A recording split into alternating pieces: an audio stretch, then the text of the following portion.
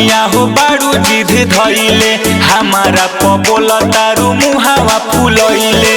अरे तो का करी ना बोली। अरे सुन ना काहे खातिर धनिया हो बारू जिद धइले हमारा पबोल तारू मुहावा फुलइले। दिल से करब पूजा जाके उनका भवना ना ए सैया चलियो सो करा दे हम के देवी दर्शनवा ना ए सैया चलियो सो करा दे हम के देवी दर्शनवा ना।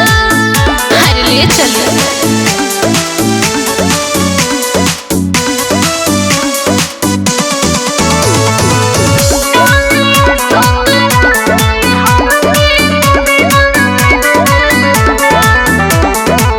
हमसे बिना पूछले धनी तैयार हो गइलू तू जाए के बा मेला हमके आज बतइलू तू। अच्छा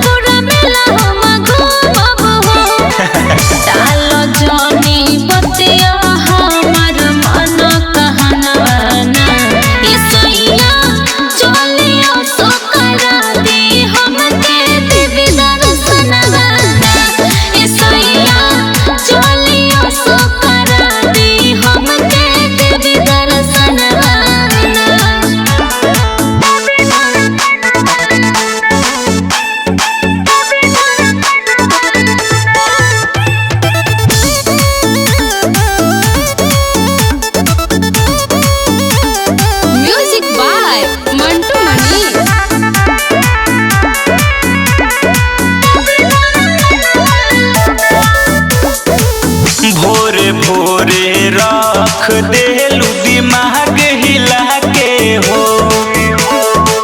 तू ही बोल कैसे जइबू पैसो न बाटे हो।